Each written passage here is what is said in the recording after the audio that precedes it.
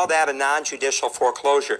Now, why would a lender use a mortgage versus a deed of trust? Well, in states where the deed of trust can be used, it offers a much faster foreclosure period. In some states, you can foreclose the deed of trust in as little as 45 days. I know in some states it takes more than a year to foreclose a mortgage. And that makes quite a difference as far as how much money is available in that particular state for lending.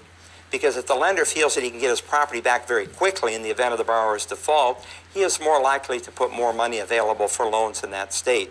If it takes a long time for him to get his money back, as in states where you have a mortgage involved, then the lender is not so apt to put so much money into that state and make it available for home purchases. So there's quite a difference between the two there.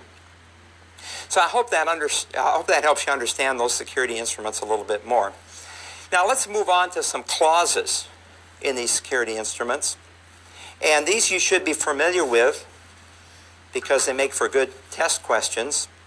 First off, we'll start with the acceleration clause, which gives the lender the right to accelerate the maturity date on all outstanding sums immediately due and payable upon the borrower's default. Now, in the event that the borrower defaults, the acceleration clause says, you need to pay me everything you owe me.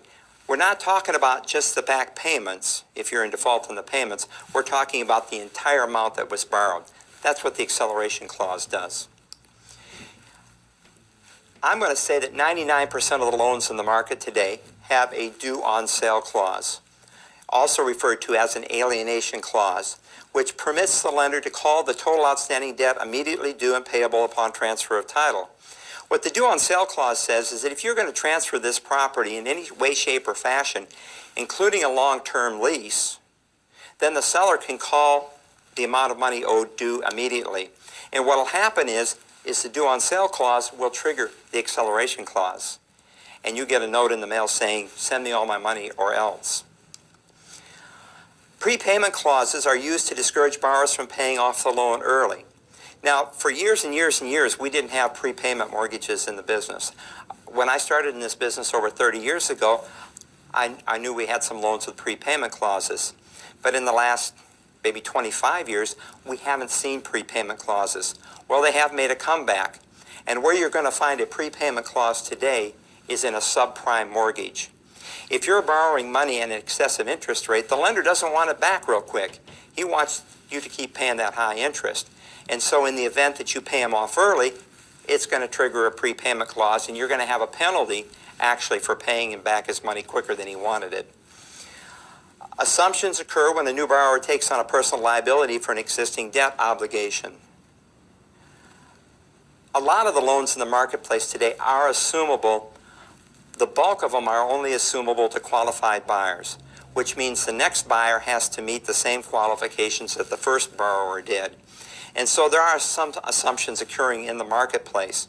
But an assumption is simply the new borrower, taking over the old loan. And that's got to be with the lender's permission, because most lenders have a due on sale clause. So it says you got to talk to the lender before you can just start making payments on this loan. We talked about the non-judicial foreclosure, which happens under the power of sale clause. Little review here. We said that the judicial foreclosures require court action. All foreclosure sales other than those addressed by the deed of trust must be done through the court. And again, the reason for that is the court has to create a deed. There's no deed available to sell the property with as there is with a deed of trust. That's why we have a judicial foreclosure. Now, this deed in lieu of foreclosure, deed given to the lender conveying the mortgage property is in default, the lender foregoes foreclosure. What transpires with a deed in lieu is that the borrower is in default. And he talks to the lender and says, will you take my property back and not foreclose me?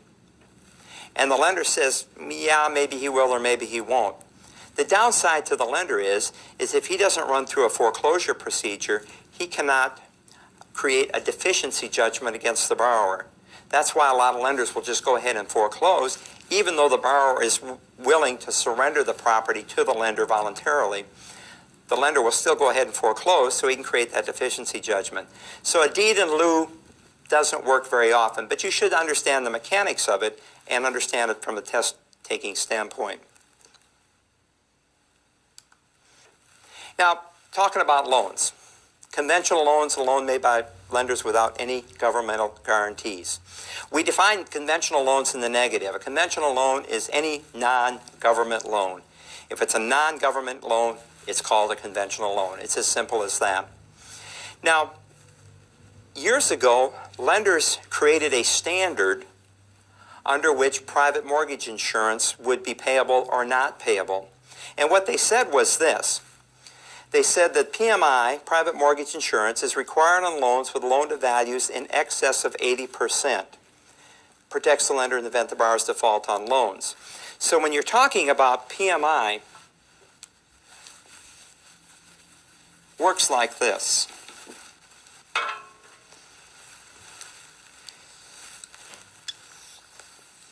If I can draw that mortgage, and we'll make this a $100,000 mortgage just to make my math easy. What conventional loans typically say is this, is that if you put 20% down and you finance 80% loan to value, and that's just the amount of loan divided by the total value of the property, the purchase price of the property, the lenders are not going to require PMI because they're comfortable that there's enough equity in this property that in the event they foreclosed on the property, they would get more than 80% and they'd be able to sell the property and get their loan paid off. And so that 80% loan to value is the threshold for private mortgage insurance. Now, one of the ways the marketplace has gotten around this is they have used what is known as piggyback loans.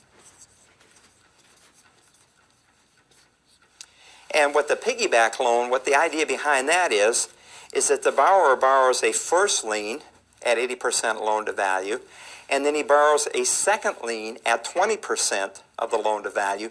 So basically, he has 100% financing.